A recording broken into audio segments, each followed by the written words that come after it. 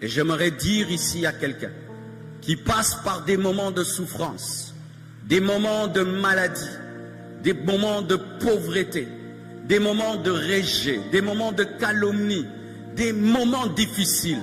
Dieu le voit. Dieu le voit. Dieu voit. Il est avec toi dans la vallée de l'ombre de la mort. Il est avec toi dans la fournaise de feu. Il est avec toi dans la fosse aux lions. Il est avec toi dans la prison. Il est avec toi quand tu es Job le riche, mais il est aussi avec toi quand tu es le pauvre Job. Il est avec toi lorsque tu traverses la vallée de l'ombre de la mort. Il est avec toi quand tu pleures. Il est avec toi quand tu as des questions. Il est avec toi quand tu souffres. Il est avec toi quand tu as des défis. Il est avec toi et il connaît. Avant même que tu ne pries, il sait et il connaît ton problème. Avant même que tu ne lèves ta voix, il est au courant parce qu'il vit avec toi. Il connaît.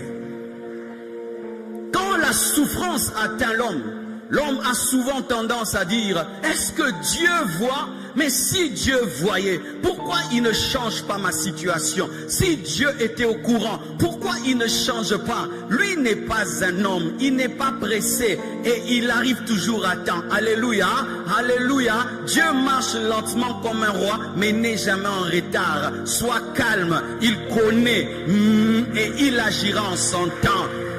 Quand tu souffres, sache que Dieu connaît. Amen. Il dit à cette église, je connais ta tribulation, je connais tes souffrances, je connais tes combats. Dieu connaît, Dieu connaît, Dieu compte chacune de tes larmes. Dieu entend quand tu cries, Dieu te voit même quand tu pleures dans la douche et que tu veux mélanger tes larmes à l'eau. Il sait ça c'est l'eau, ça ce sont tes larmes. Il est capable de voir les larmes même d'un poisson dans l'eau. Il entend même le cri d'un enfant dans le ventre de sa maman. Alléluia. Il a entendu même la prière de Jonas dans la bouche du poisson. Dieu connaît. Dieu connaît, mon frère. Dieu connaît. Même ce que tu ne peux pas partager, Dieu connaît. Même ce que tu ne peux dire à ta femme, à ton mari, à tes frères, à tes soeurs, à tes enfants, Dieu connaît. Dieu connaît ta souffrance, Dieu connaît ta douleur. Dieu est au courant et il respecte ta souffrance. Dieu respecte ta souffrance, mon frère. Ne pense pas que Dieu prend à la légère ta souffrance. Ne pense pas que tu pries un Dieu insensible. Jésus-Christ le glorifié vient parler à une église en lui disant, je connais ta tribulation. Il peut dire, ne me parle pas de tribulation. Je suis glorifié malgré qu'il est ressuscité. Il sait qu'un homme peut souffrir. Pourquoi? C'est un souverain sacrificateur qui a goûté à l'humanité des hommes. Ainsi il peut connaître la souffrance de l'homme. Oh, donne-moi l'amen. Oh, Dieu devait devenir un homme afin qu'il connaisse c'est quoi avoir faim. Dieu devait devenir un homme afin de savoir c'est quoi d'être tabassé. Dieu devait devenir un homme afin de savoir c'est quoi de dormir dehors. Jésus a dormi dehors. Jésus était tabassé. Jésus était rejeté. Et quand tu es rejeté, il sait ce que tu sens parce qu'il a vécu. Tu ne pries pas un Dieu qui ne connaît pas les hommes. Il a été un homme. Jésus a été un homme, 33 ans. Et en quelle période? Pas quand il y avait cette technologie. Non, Jésus a marché à pied. Il a eu besoin qu'on lui donne une ânesse. Il avait faim, il avait soif. Il a été torturé, abandonné. Il a même connu la mort. Il a connu même le fait de perdre quelqu'un qu'on aime. Lazare était mort et Jésus a pleuré. Jésus sait c'est quoi perdre un être cher. Il sait c'est quoi perdre un ami, perdre un père, une mère, il sait. Il a perdu Lazare et il a pleuré. Je connais ta tribulation. Mes frères, en ce temps-là, on torturait les chrétiens. L'évêque de Smyrne, voici comment il est mort. Il s'appelait Polycarpe. Il est mort comment? On l'a mis sur un bûcher. Et on l'a brûlé vivant. Le pasteur de l'église, on l'a mis sur un bûcher et on l'a brûlé. Et après on a pris une épée, on l'a enfoncé dans son corps. C'est comme ça qu'il est mort. Et vous imaginez, votre pasteur est mort brûlé et on l'a tué avec une épée. vous pouvez dire, mais où est Dieu? Où est Dieu? Où étaient les anges lorsque cela arrivait? Les anges étaient présents, mais ils n'avaient pas l'ordre de le délivrer. Parce qu'il y a un temps pour être délivré. Il y a aussi un temps pour souffrir afin de devenir meilleur. J'aimerais parler à quelqu'un. Il y a un temps pour être délivré. Il y a un temps aussi pour souffrir afin de devenir meilleur. C'est aussi la parole de Dieu. Oh oui, je vais te dire des choses qui vont te choquer ce soir. Mais j'aime prêcher toute la Bible. Parce que si on ne te présente pas toute la Bible, le jour que tu vas rencontrer une facette de Dieu inconnue, tu vas croire que c'est un fantôme, alors que c'est le Fils de Dieu qui est en train de marcher sur l'eau. Ton problème, c'est qu'on ne te présente que le Dieu qui bénit. On ne te présente pas le Dieu qui forme. On te présente le Dieu qui bénit. On ne te présente pas le Dieu qui purifie. Et lorsque Dieu vient dans ta vie, dans une nouvelle facette, tu penses que c'est le diable, alors que c'est bien lui. Je connais ta tribulation. Je connais. Et je connais ta pauvreté. Bien que tu sois riche. On dit, je connais ta pauvreté, bien que tu sois riche. Les chrétiens de l'église de Smyrne étaient des pauvres. Quand tu prends l'église de Laodicée, c'est une église riche qui dit, je me suis enrichi, je n'ai besoin de rien. Mais l'église de Smyrne était une église pauvre, pauvre financièrement et pauvre matériellement. C'était une église des pauvres. Vous savez pourquoi? C'était une église des pauvres. Parce que à cause de la persécution, on arrachait aux chrétiens leur argent, on arrachait aux chrétiens leurs biens, on arrachait aux chrétiens ce qu'ils avaient. On ne permettait pas aux chrétiens d'évoluer dans le commerce, on s'opposait à eux pour qu'ils ne deviennent pas riches. Et à cause de leur foi, ils étaient pauvres, mais quoiqu'étant riches. Et qu'est-ce que Jésus veut dire? Que la véritable richesse n'est pas d'abord extérieure, elle est d'abord intérieure. C'est pourquoi les apôtres disent, riches, pauvres, mais nous enrichissons plusieurs. Pauvres, mais nous enrichissons plusieurs. La plupart des apôtres ont été des pauvres. Jésus-Christ venant sur la terre n'était pas un multimillionnaire, mais la Bible nous dit qu'il s'est appauvri afin de nous enrichir. L'église de Smyrne n'avait que la richesse spirituelle, mais n'avait aucune richesse matérielle. Cette pauvreté n'était pas causée par la paresse. Cette pauvreté n'était pas causée par la malédiction. Cette pauvreté n'était pas causée par un manque d'intelligence. Ils étaient intelligents, ils travaillaient, mais on les empêchait d'être riches.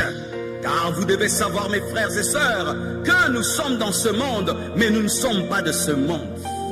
Un système avait été mis en place afin d'empêcher les chrétiens de devenir riches. Mais au lieu qu'ils puissent abandonner Dieu pour cela, ils se sont enrichis spirituellement. Frères et sœurs, lorsque tu manques de tout, ne manque pas la connaissance de la parole, ne manque pas la plénitude du Saint-Esprit, ne manque pas le caractère, ne manque pas les fruits du Saint-Esprit, ne manque pas les dons spirituels, parce que entre un riche financièrement et qui est pauvre spirituellement et un riche spirituellement qui est pauvre matériellement, le riche spirituel est supérieur au riche matériel. Oh oui, je vous dis la vérité. Je n'ai jamais été complexé face à un homme riche de toute ma vie. Jamais je ne suis complexé face à un homme riche.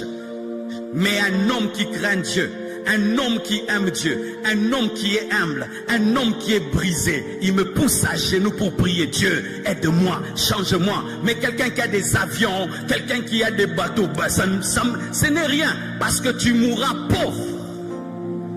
Regardez ce que nous faisons tous avant de dormir. Nous enlevons les bagues, nous enlevons les montres, nous enlevons les chaussures. Imagine, lorsque tu veux essayer la mort par le sommeil, tu te dépouilles toi-même. Mais quand la véritable mort viendra, tu seras dépouillé. Chaque fois que vous dormez, que cela vous prêche, que vous allez tout abandonner. Tu dors avec un pyjama bizarre. D'autres dorment torse nu, d'autres dorment même nus. D'autres, est-ce que tu dors avec tes chaussures? Tu dors avec ta ceinture? Tu dors avec l'autre? Vous enlevez vos mèches, vous enlevez tout, mais vous voulez dormir. Mais il y a un sommeil qui arrive, qui s'appelle la mort. Tu n'emporteras même pas une ceinture, même si on te donne une ceinture, ce ne sera pas ta ceinture. Cette église n'était pas pauvre, elle était seulement pauvre matériellement. C'est pourquoi chrétien, ne dis jamais que tu es pauvre. Dis je suis pauvre matériellement, je suis pauvre financièrement, mais je ne suis pas pauvre. Parce que quand on dit que tu es pauvre, on dit quoi que riche, donc tu es riche. Je n'ai pas de voiture, mais je suis riche. C'est ce qu'il faut dire. Je ne suis pas marié, mais je suis riche. Alléluia. Je n'ai pas de maison, mais je suis riche. Je n'ai pas de compte en banque, mais je suis riche. Je suis riche spirituellement. Parce que la richesse spirituelle et la richesse matérielle et la richesse spirituelle est supérieure à la richesse matérielle. Malheureusement dans les églises, on respecte les gens sur base de leur richesse matérielle. On respecte les gens sur base de leur maison, de leur voiture. Et les gens qui ont des voitures et des maisons se trouvent supérieurs à l'église. Non, à l'église, les supérieurs, ce sont les gens qui ont l'onction, qui ont la parole et la connaissance de Dieu. On ne prêche pas ici parce qu'on a une voiture, on n'enseigne pas ici parce qu'on a des maisons, on prêche parce que tu as une richesse spirituelle. Alléluia. Dans l'église, la primauté, c'est la richesse spirituelle. Les grands chrétiens ne sont pas les chrétiens riches, ce sont les chrétiens riches spirituellement. Frères et sœurs, cette église était pauvre parce qu'elle était combattue. Et je vous assure, mes frères et sœurs, cela va arriver et je vais en parler. Sa pauvreté venait d'un système opposé à son développement.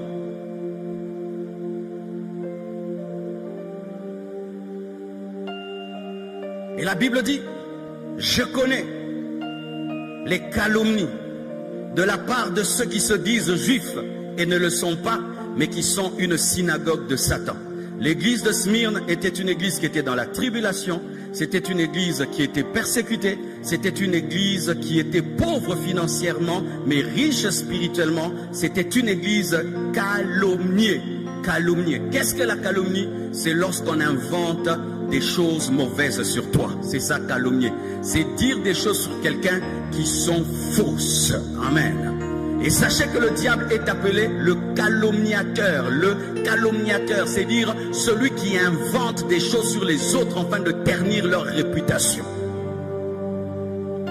J'aimerais parler aux gens ici qui ont une réputation parfaite. Un jour, Dieu permettra qu'on touche à ta réputation. Qu'on dise que tu es voleur, mais tu n'as pas volé, mais que les gens disent que tu es voleur. Et là, tu auras ta persécution. Car certains ici, votre orgueil provient de votre réputation, de votre personnalité. Et quand vient la calomnie t'arrache cet orgueil de ta réputation, afin que ta réputation ne soit que Jésus. Alléluia. Vous savez, il fut un temps, j'avais l'orgueil de ma réputation. Quand on parlait du pasteur Marcelo, tout le monde disait « Vrai homme de Dieu, vrai homme de Dieu, vrai homme de Dieu ». Et puis un jour, Dieu m'a dit « Marcelo, ça va passer ça, tu sais. Tu as l'orgueil de la sainteté. Je vais te détruire, je vais détruire cet orgueil. Je vais t'arracher cette réputation. » Quand on a commencé à m'insulter, alléluia, frère, j'ai eu ma dose et j'ai été délivré. Pour certains, je suis un magicien. Pour d'autres, je suis un impudique. Pour d'autres, je suis un hypocrite. Pour d'autres, je suis, je ne sais pas, un sorcier. Mais je m'en fous de ce que tu dis. Je m'en balance. Je m'en fiche de je m'en fiche. Faites les vidéos comme vous voulez. Mettez des titres. Mettez mes yeux rouges. Mettez des dragons derrière moi et des serpents. Je m'en fous. Ça vous permet de payer les loyers, de payer l'électricité et d'envoyer vos enfants à l'école parce que ça vous donne des vues. Mais je m'en fous de je m'en fous. Si tu crois en moi, gloire à Dieu, tu quittes l'église parce qu'on m'a insulté sur internet. Je continue mon chemin. On se rencontrera au ciel et tu te rendras compte que j'étais un chrétien comme toi. J'étais un enfant de Dieu comme toi. Mais regarde comment je parle aujourd'hui. Mais avant, je ne parlais pas comme ça. C'était oh Seigneur. Et vraiment que j'étais un bébé. Toi qui pleures quand on te calomnie, non, et tu vas, ce n'est pas vrai, ce n'est pas vrai. Tu vas aller dans le monde entier pour dire que ce n'est pas vrai. Quand on te calomnie, tu te tais. Si Dieu te dit de te justifier, tu te justifies. Mais s'il te dit de te taire, tu te tais. Dieu te justifiera un jour ou un autre. Mais s'il te dit de parler, tu peux aussi te justifier parce que c'est écrit dans la parole. Mais s'il te dit de te taire, laisse Dieu qui est l'avocat qui va te défendre. L'église de Smyrne était une église qui craignait Dieu, mais elle était calomniée. Elle avait un mauvais témoignage dans la ville et c'était faux. Écoutez ceci, lorsque le diable veut te distraire, il aime utiliser la calomnie. Parce que la calomnie, ça dérange les pensées. Tu pries, tu penses. Tu jeûnes, tu penses. Il veut captiver tes pensées. Ne vous laissez jamais dominer par la calomnie. Oubliez la calomnie et concentrez-vous sur les gens qui vous aiment et surtout sur l'amour de Dieu et ce qu'il dit de vous. Je suis ce que Dieu dit que je suis. Tu es ce que Dieu dit que tu es. Si tout le monde dit que tu es impudique, mais toi tu sais que tu es chaste, continue ta route. Un jour Dieu va te donner la couronne des chastes et ils sauront que tu n'as jamais été un impudique. Si tu n'as pas la magie, ne dis pas partout je n'ai pas la magie. Opère dans l'onction du Saint-Esprit et ils vont voir la différence. Mais c'était une église calomniée sur le chemin de ta vie. Dieu permettra un jour que tu sois calomnié. Qui est prêt? Même si tu n'es pas prêt, ça t'arrivera. Je ne te maudis pas, je te parle de la vie chrétienne. Et la Bible dit, heureux serez-vous lorsqu'on vous calomniera à cause de moi. C'est un bonheur que d'être calomnié pour Jésus. Oh, gloire à Dieu. Tu fais des miracles, on dit c'est la magie, gloire à Dieu. L'église grandit, on dit c'est la magie, gloire à Dieu. Tu as du succès, on dit que tu as l'onction satanique, gloire à Dieu. Et sachez qu'on ne calomnie que les gens qui font des grandes choses. Si tu ne faisais rien, on n'allait pas te calomnier. Ça prouve que tu portes des fruits. Ça prouve que tu as de l'impact. Ça prouve que tu existes. Oh, donne-moi la main. Quand on calomnie votre pasteur, ne fuyez pas l'église. Oh, pourquoi c'est toujours lui? Mais parce qu'il y a l'impact, hein? Toi qui poses souvent cette question, pourquoi c'est notre pasteur toujours sur internet? On dit, c'est l'impact, frère, c'est l'impact. 994 000 abonnés sur YouTube. Quand quelqu'un seulement lit ça, il a 900 000 abonnés. Oh, si je l'insulte, j'aurai 100 000 abonnés. Il commence à m'insulter. Comme ça, il est connu. Laissez-les. Toi, continue ton chemin. Donne-moi la main. Tu connais le succès du pain? Avec le pain, on met la moimbe. Sur le pain, on met les arachides, on met la confiture. Des fois, tu peux mettre les boudins, les jambons. Quand tu es le pain, on fera de toi tout ce qu'on veut. Soit les pains, soit le pain, demeure le pain. Laisse-le te vendre, te bouillir, te griller. Mais toi, demeure le pain, demeure le chrétien. Avance et continue. La Bible dit, je connais les calomnies qui viennent de qui? Qui viennent des juifs, qui disent qu'ils sont juifs, mais qui ne le sont pas, de ceux qui s'appellent juifs, mais qui ne le sont pas. Pour dire quoi? La calomnie de certains chrétiens viendront des faux chrétiens. Vaut mieux que les païens calomnient les chrétiens. Mais quand ce sont les chrétiens qui calomnient les chrétiens qui calomnient d'autres chrétiens deviennent la synagogue de Satan. Donne-moi la main, c'est écrit, il faut mettre le verset. Hein? Alléluia. La Bible dit, de ceux qui se disent juifs, mais qui ne le sont pas, mais qui sont la synagogue de Satan. Vous savez ce qu'il y avait dans l'église de Smyrne? Il y avait un groupe de chrétiens juifs qui avaient quitté la grâce, qui étaient rentrés dans la loi, mais qui voulaient que toute l'église puisse rentrer dans la loi. Et quand les chrétiens de Smyrne avaient refusé de rentrer sous la loi, les juifs chrétiens qui étaient rentrés sous la loi les persécutaient parce qu'ils refusaient de lâcher la grâce. Et ils avaient fait une secte appelée la synagogue de Satan. Eux pensaient que c'était la synagogue de Dieu, mais c'était la synagogue de Satan. Lorsque vous faites un groupe pour combattre des gens qui sont rois et qui sont appelés par Dieu, votre groupe est appelé synagogue de Satan. Alléluia. C'est pourquoi ne t'hasarde jamais de comprendre quelqu'un sans le comprendre. Ne t'hasarde jamais. Entraîne dans un groupe qui parle du mal d'un oint de Dieu sans comprendre les choses. Tu peux glisser et te retrouver dans la synagogue de Satan. On devient la synagogue de Satan lorsqu'on devient le disciple du calomniateur. Car celui qui calomnie est disciple du diable. Tu deviens fils spirituel du diable et tu entres dans l'église du diable. L'église gagne les âmes par l'évangélisation. La synagogue de Satan gagne les âmes par les calomnies. Alléluia. Et la Bible dit des faux juifs qui disent être juifs mais qui ne le sont pas. Des chrétiens qui se disent chrétiens et qui ne le sont pas. Et c'est parmi les choses qu'il y a dans ce pays. Tu vois un faux serviteur de Dieu, mais c'est lui à qui on donne le droit de dire qui est vrai, qui est faux, qui est vrai, qui est faux. Au Congo. Et des gens le consultent comme Google pour connaître qui est serviteur de Dieu ou pas. Vraiment, ces pays, vraiment. C'est le Saint-Esprit qui détermine les vrais hommes de Dieu.